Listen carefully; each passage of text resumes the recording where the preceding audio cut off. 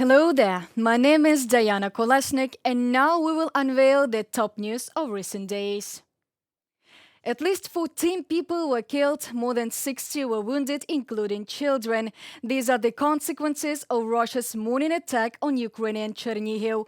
3 Iskander ballistic missiles destroyed or damaged social infrastructure facilities, a hospital, a school, and 16 residential high-rise buildings. Another morning in Ukraine with air raids and rocket attacks. Many injured in the attack on Chernihiv. Russia is terrorizing the civil population. More air defense is needed. Germany supplies an additional Patriot system. Other partners must follow. Martin Yeager, German ambassador to Ukraine, on social network X. The Russian mass media have already begun to write about the fact that at that time there was allegedly a meeting of the Ukrainian military command in Chernihiv. But the truth is different. The Russians hit the maternity hospital, which was only recently restored after the Russian occupation in February-April 2022. The Russians hit the city, which was already under siege and which is now returning to the normal life that can be in wartime.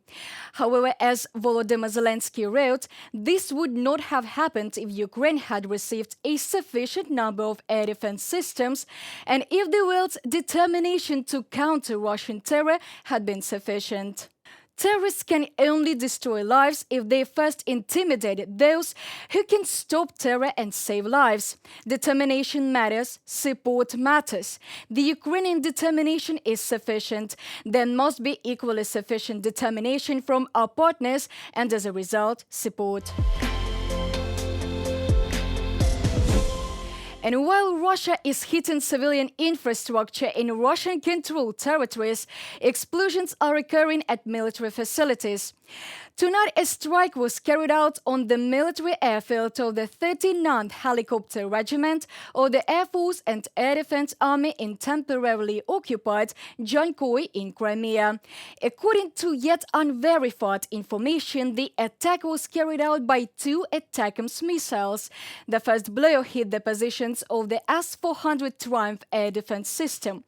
3 launchers and radar were destroyed. The second is at the point of reception and repair of military equipment. At the time of the strike, 2 S-300 launchers were being serviced at the point. Also, as a result of the impact at the point, a secondary detonation of ammunition occurred. One of the Iskanders, Status 6, wrote that it looks like at least 3 transporter Rakta launchers of the S-400 surface-to-air missile system could have been destroyed as a result of Ukrainian strikes on the Dzhankoy air base in the northern part of Crimea last night. Also preliminary on the territory of the military unit, 15 are wounded, 22 Russian occupiers went missing. A Russian military airfield is located in Dzhankoy. After the impact, according to eyewitnesses, a strong fire broke out at the airfield. The satellite showed 6 locations of the fire, recording it at and near the military airfield in Dzhankoy. 3 aviation squadrons with Mi-8, Mi-35, Mi-28 and Ka-52 are based at the airfield. In addition, helicopters of the Border Service of the Federal Security Service of Russia are stationed in Dzhankoy. Traffic has been partially blocked in Crimea since the morning on the section of the Dzhankoy-Feodosia highway. Local residents of Dzhankoy report that the route to the village of Peremozhne, next to which the military airfield is located, is blocked. Detonation of ammunition continued throughout the morning. Peace called for the confiscation of Russian state assets. The Council of Europe should lead the process of confiscating Russian state assets and using them for the reconstruction of Ukraine through a specially created international mechanism. This is stated in the resolution Support for the Restoration of Ukraine, unanimously adopted in Strasbourg at a session of the Parliamentary Assembly of the Council of Europe. pays calls on the countries on which territory the assets of the Russian central bank were frozen to begin cooperation for the rapid transfer of these assets to the international compensation mechanism. The Assembly noted that the confiscation of Russian state assets does not violate international law, but is a countermeasure against the aggressor state. Russia is obliged to compensate for all losses caused to Ukraine, the resolution emphasizes. Before the meeting, chairman of the Verkhovna Rada of Ukraine, Ruslan Stefanchuk, addressed the PACE deputies. He said he came to Strasbourg to ask for help from those who can help, but for some reason have not yet done so. I really hope that this decision will become the reference card for the actual creation of a freeze on Russian assets, their transfer to Ukraine in one form or another, which will be developed, as well as for the creation of a full-fledged compensatory mechanism, because we all understand that Putin and the Russian people must pay for this war, and we, as parliamentarians, must find a legal way to ensure this payment for what he did in Ukraine. Since the U.S. Congress is still delaying the approval of the aid package for Ukraine, the administration of President Biden, in coordination with the G7, began actively looking for ways to confiscate Russia's assets frozen on the territory of the U.S. and the EU. According to various estimates, the value of such assets varies between $300–500 billion, most of which are located in the EU.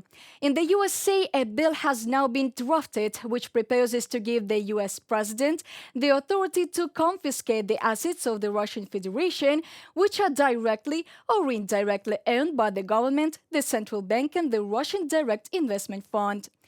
Funds from confiscated Russian assets will go to a special fund for support of Ukraine, which will be administered by the U.S. Secretary of State. The draft law establishes a clear target use of such funds, in particular for reconstruction and humanitarian aid to the people of Ukraine. There is currently no mention of military aid in this document, but the EU is currently considering a less aggressive option, namely confiscation of interest from excess profits received from seized assets of the Russian Federation. According to EU partners, this way is more legally secure. Currently, the issue of confiscation of Russian assets has intensified in the West, but it is still in the initial stages of political agreements. The EU and the USA, which are the main holders or reservists of the Central Bank of the Russian Federation, are negotiating over who will risk playing the first violin. Therefore, there are two options. Other partners interested in helping Ukraine will be able to press the issue of confiscation of Russian assets before a potential change of power, or this issue will be postponed for an even more indefinite period. That concludes today's video. Thank you for watching. Stay updated. Comment, like, and subscribe to our UATV English channel for more news from Ukraine. Your support really matters. Goodbye.